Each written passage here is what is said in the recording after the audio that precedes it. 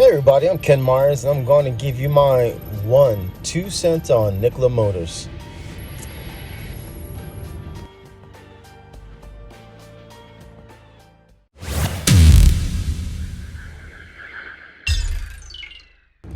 Hey, welcome back to Electrons Reloaded.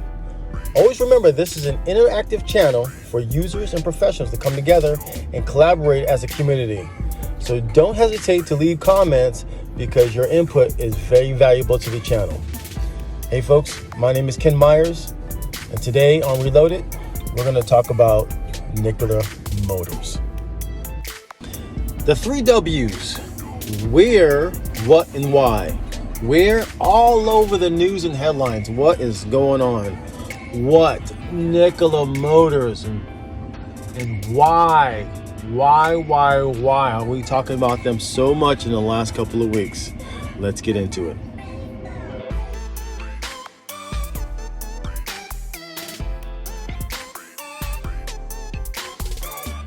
Like us, if you're emerging into the energy community, you have to be talking about Nicola Motors one way or another.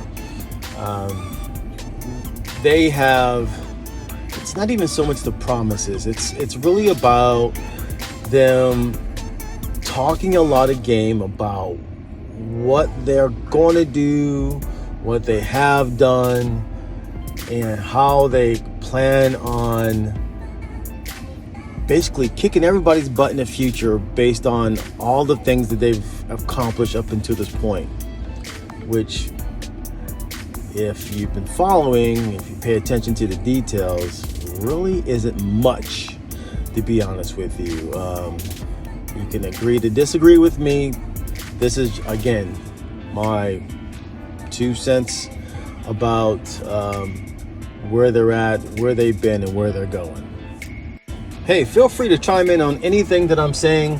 My 2 cents is worth just that, 2 cents. But Nicola Motors, if I'm not correct, has been founded in 2015 off the premise that it was going to bring forth a better solution for the automotive trucking industry in regards in using natural gas, and that's compressed natural gas is what they're going to do. And then obviously, as anyone's been paying attention to Nicola Motors, that transformed into we're going to do electric batteries, we're going to do hydrogen. I'm not sure where they're going with this at this point. There's points of them bringing up they got new battery technology that is going to double the capacity of any battery technology that's on the market. We're going to bring hydrogen fuel cells to the trucking industry and to POVs, personally owned vehicles. It's crazy to me because the reality of hydrogen fuel cells, and as nice as it sounds as a clean energy source, and I am all about it. I love clean energy sources. I think we have economic, not only economic, but a geological responsibility when it comes to climate control. So, and that is one of maybe several solutions to help us get this. I would call climate control a pandemic in itself, if you can even say that. But I thought that was another resource. I'm not saying it's not. I'm just saying that the ability to deliver hydrogen to the masses is not impossible. It's implausible. That's the problem. The refinement of that energy is like building, a plant of any sort. Think of a plant that does anything, any kind of energy or any kind of a plant that produces anything. May it produce a tire. Let's say it's a plant to produce tires for your car. Any plant is going to be of significant size, and then so to produce this hydrogen, it's not like it's a gas station. So and gas stations don't produce gas, by the way, right? They just store gas. So in order to produce it, you'd have to have this big facility to produce it, and you can't put that just anywhere, even though that in the short form of it, if you were to able to get that hydrogen into a vehicle, in a properly functioning vehicle, that you would be able to utilize that clean energy to propel that vehicle quite a distance. And that's great. Problem is, where do you get that fuel to put into the vehicle? May it be your sedan or your SUV, or it may be an 18-wheeler. Like, how do you get this fuel to your vehicle from point A, and then at some point you have to go to point B? Let's say I live here in Texas. Let's say you want to go from one part of Texas to the other part of Texas. At some point you have to turn around from point B, go back to point A. And in a lot of cases in Texas, you're not going to make it back unless you refuel at point B. And so that's another hydrogen station, producing station. It just doesn't make economical sense. I think the clean energy aspect of it is awesome, but it just doesn't make any economical sense that you're going to be able to produce hydrogen energy on point at a point A and then at a point B. And what will be the cost of that, to have a station that produces hydrogen on point?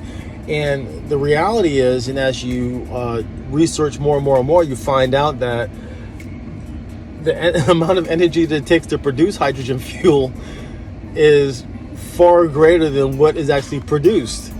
So at the end of the day, anyone will tell you, and I am no scientist, by the way, or no true analyst, but the people that are smart enough in this area that know,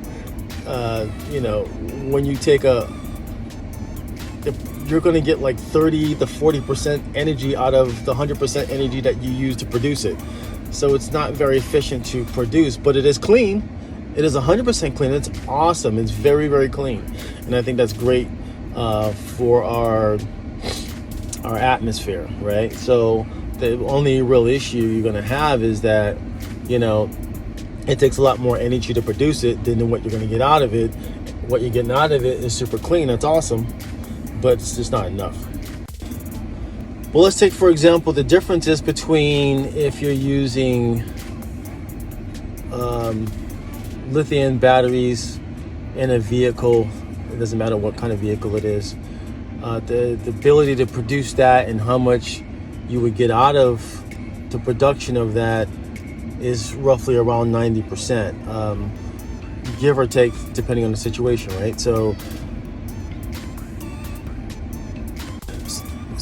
I think the only downfall with lithium batteries currently to today, is that when a battery is under heavy load, like if you're using a semi or if you're pulling a trailer behind your personal vehicle, I